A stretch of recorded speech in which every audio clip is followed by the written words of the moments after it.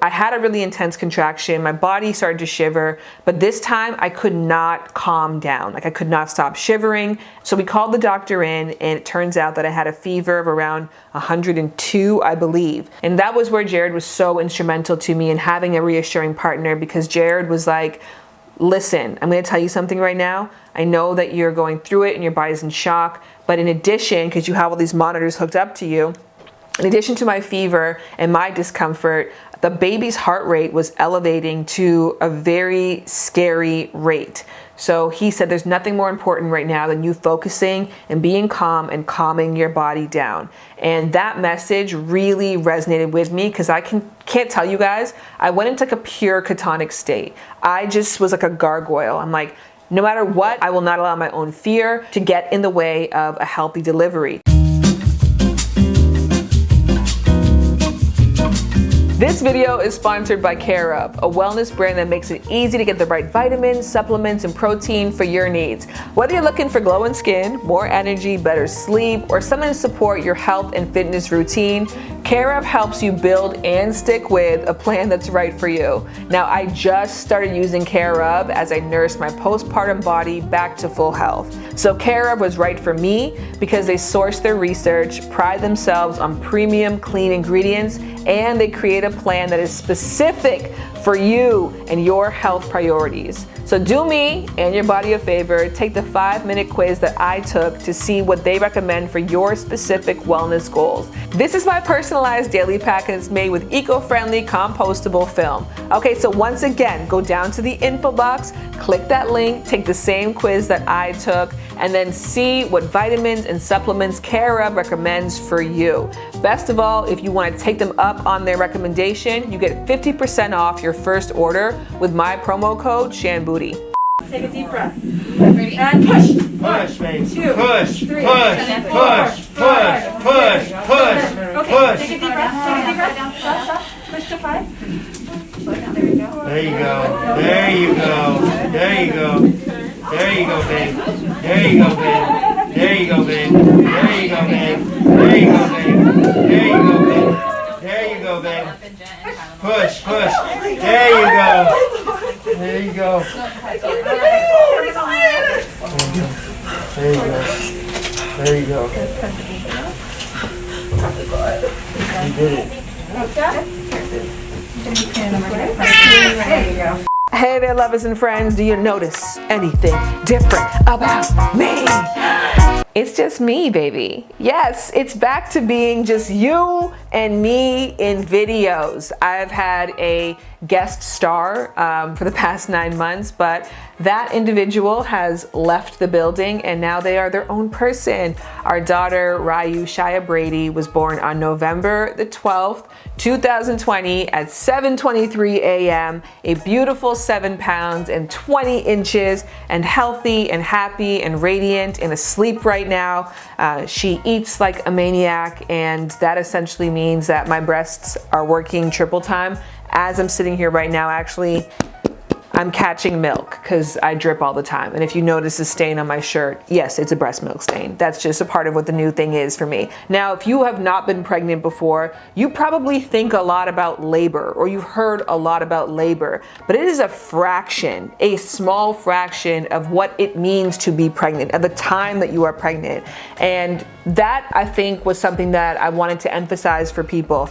I did not personally have a birthing plan or a labor plan. I did, however, have a pregnancy plan, because that's what you have more control of. So for 9 months, I looked after my body. I took lots of supplements. I ate raw and healthy food. I worked out really diligently. I prioritized my happiness. I prioritized sleep. I prioritized hydration. And in the end, I said, I've done all I can do. Body, you take it from here. Baby, you alive, got me in a vibe. Honestly, you brought me sight. Sun's outside, I don't wanna cry. You the one gave me life, shine so bright. Freeze this time, it could just poof right by. I'ma make sure we take our time. Love you more than the whole damn sky. You are my halo, you are my whole soul. You are the hero of my life.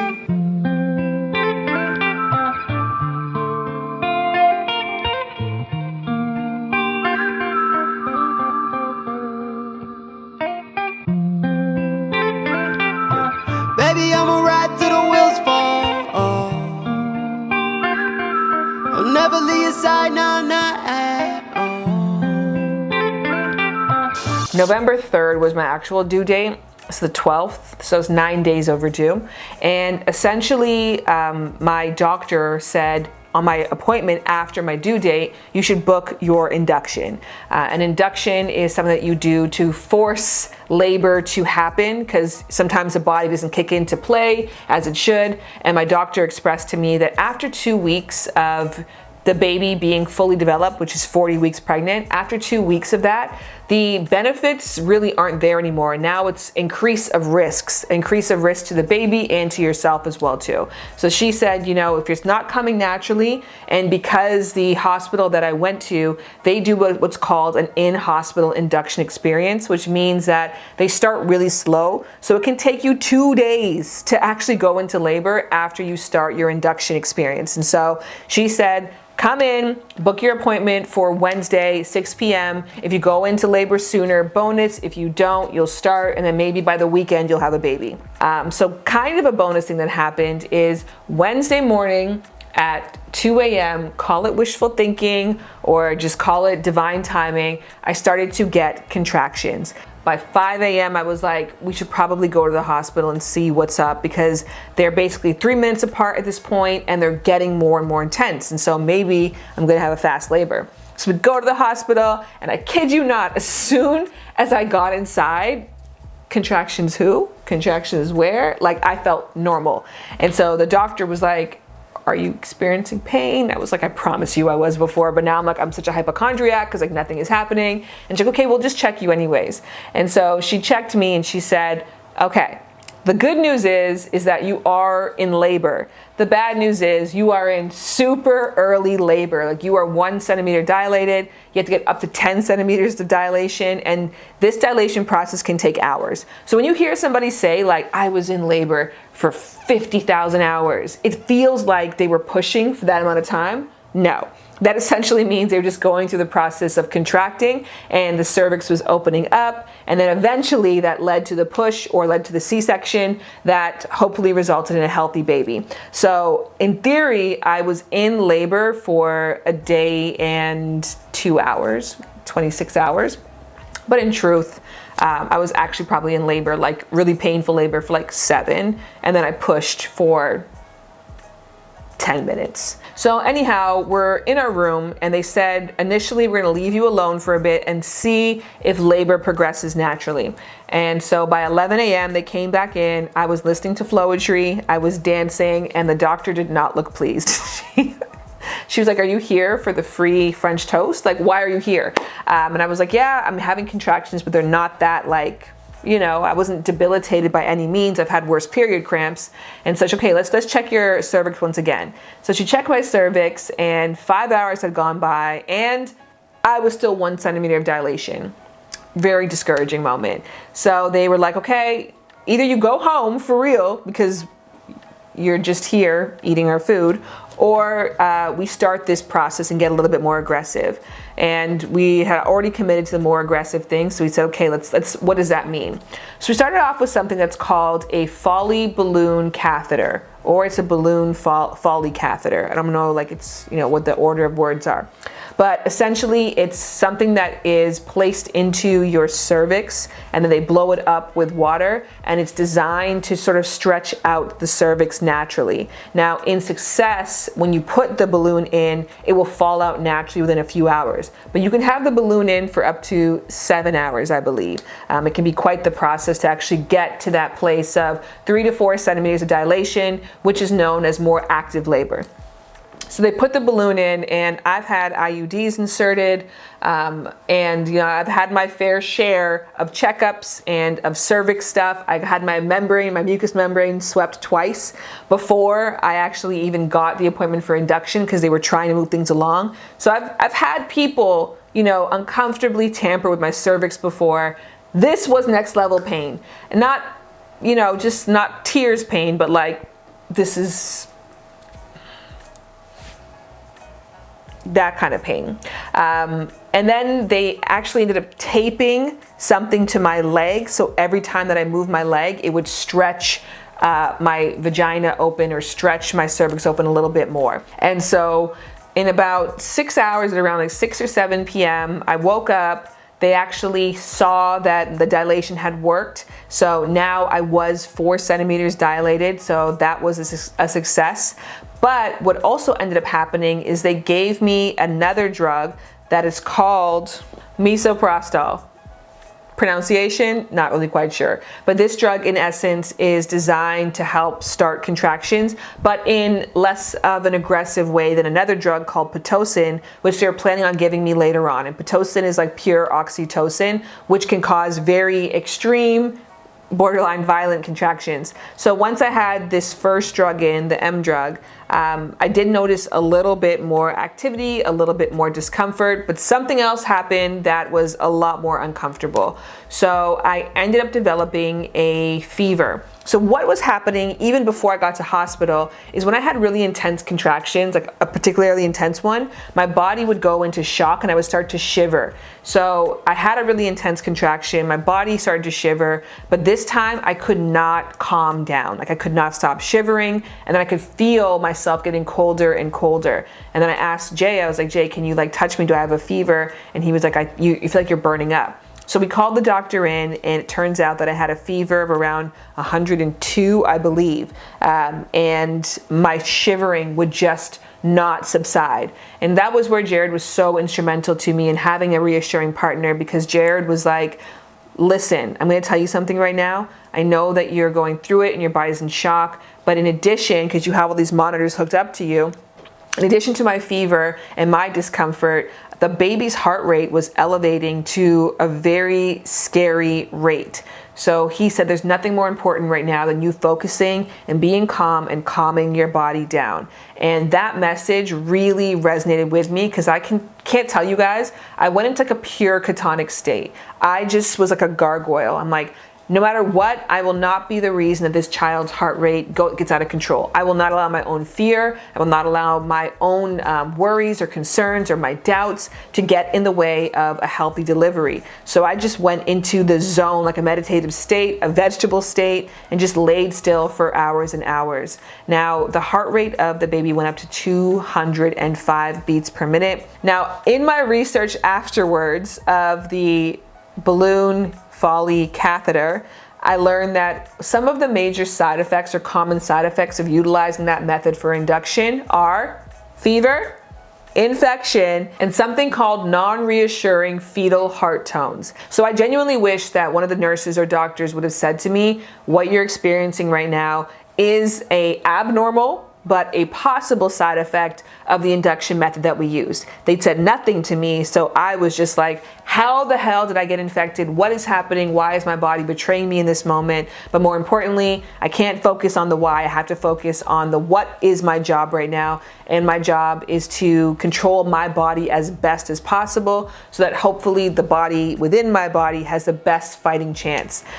Now, what happened once the fever broke and once the infection was cleared and the heart rate started to go down, you have a little bit of a sigh of relief, but then I was like, I'm in extreme pain. And during all that time of everything else, I guess because I went into that state, I was either ignoring it or my body was just choosing not to express that because there was other concerns at hand.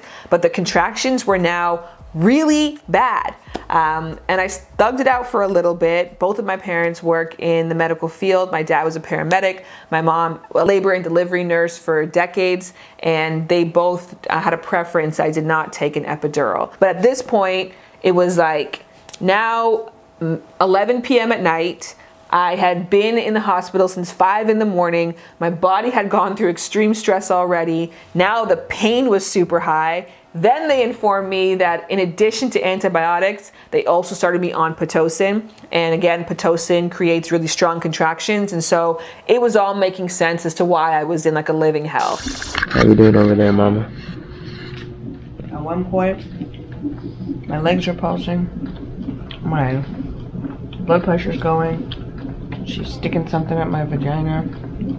My back was tingling.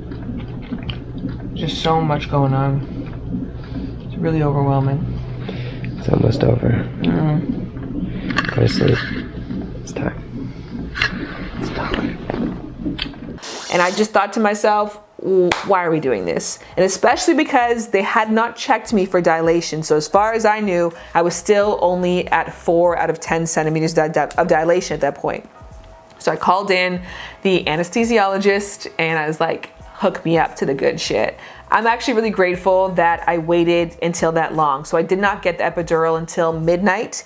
And up until that, I was still able to get out of bed. I was able to do exercises. I had one really great nurse who taught me different ways to relax the cervix. And so Jared and I were doing different yoga poses, and I also took a nice shower in the hospital. But the time was done. Now it was time for sleep and for some bodily relaxation. And as much as the epidural kind of hurt and I didn't look and Jared didn't look, but I did notice afterwards that there was a lot of blood on like a cloth. So my back had bled, I guess, from the injection.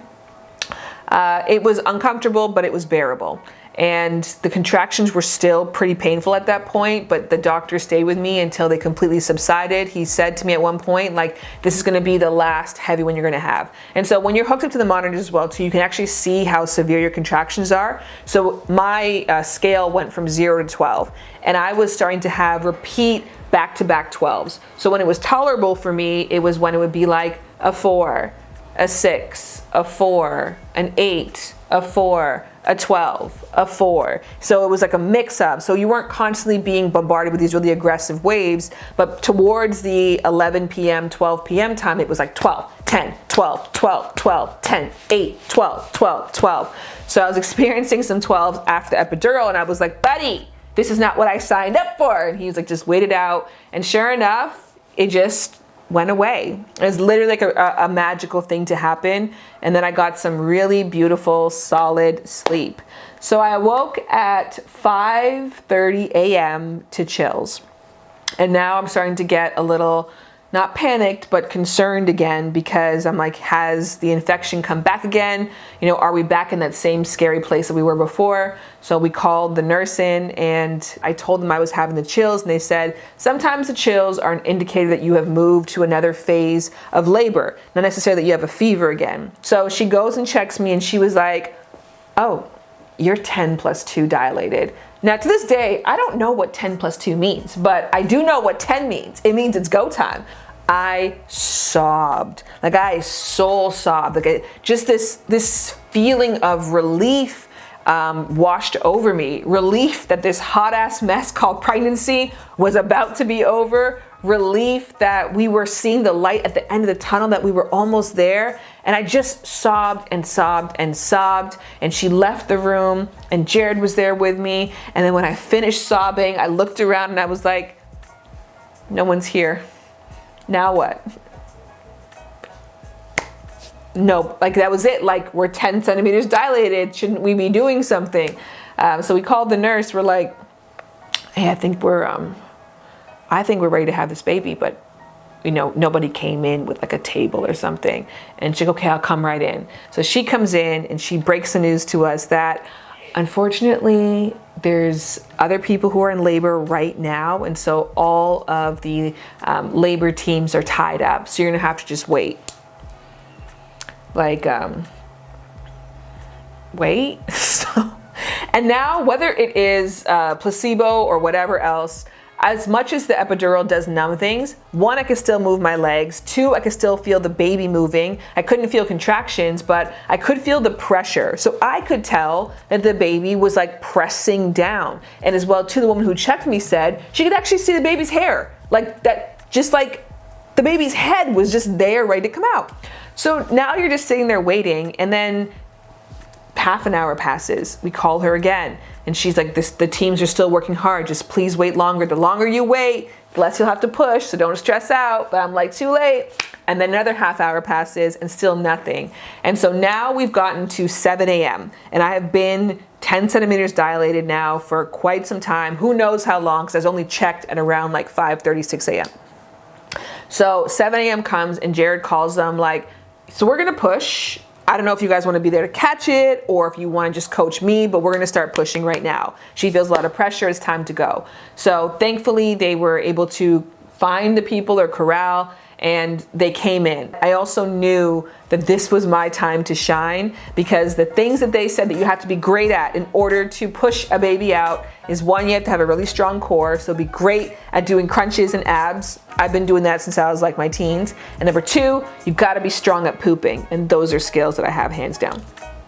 And sure enough, we were able to, without going into this long drawn out thing, with the help of the epidural, I did not feel the pain of stretching. I didn't feel the pain of the contractions. Again, I could just feel the pressure, and I could feel the experience. I did feel like I was lucid enough and I was in the room. I was with it. I knew what was happening. Jared was saying, like, I kept trying to make jokes in between, because you only push during contractions, and those come like about like 30 seconds apart. So you do have these pause moments. And within 15 minutes, we had a baby. Why did I talk so much? The story was not that riveting. But yeah, we had a baby, and it happened so quickly that you don't have time to really think about things. Like, Jared watched the entire birth. Like, he watched the baby come out of my vagina. He watched and saw like the skull morphing, because the plates of the head are malleable, and so that was kind of freaky for him to look at. So I didn't have time to think about like, oh, is that, how do I feel about that? But even if I did have time to think about it, I wouldn't change a thing. It was just really beautiful to have my husband there, like just coaching me and being a part of the team. The staff at Kaiser was really loving and very transparent. At one point in the pushing process, they asked me if they wanted me to have a mirror so I could see the baby coming out. And I was like, I don't think so. Like, let me just focus on my job, which is doing an ab crunch right now and like bearing down, and you focus on your job, which is catching the baby. I don't need to like watch and oversee this process. Take a deep breath. Ready? And push. Push, baby. 2, Push, 3, push, and push, push, push, Okay, push. take a deep breath. Take a deep breath. Stop, stop. The good thing about my labor is that I didn't tear at all, so I was able to take a number 2 afterwards immediately. I was able to pee immediately afterwards. I was able to walk, and coming home, there's no limitations in my mobility. Now, there's been discomfort, and the discomfort has been residual effects of the infection that I experienced. So I got a full torso rash, so nowhere else in my body, but my breasts and my stomach developed a rash or hives that were really uncomfortable. And I have to wear a pad, which everyone does, probably for the next 6 weeks. I'm on an ongoing period.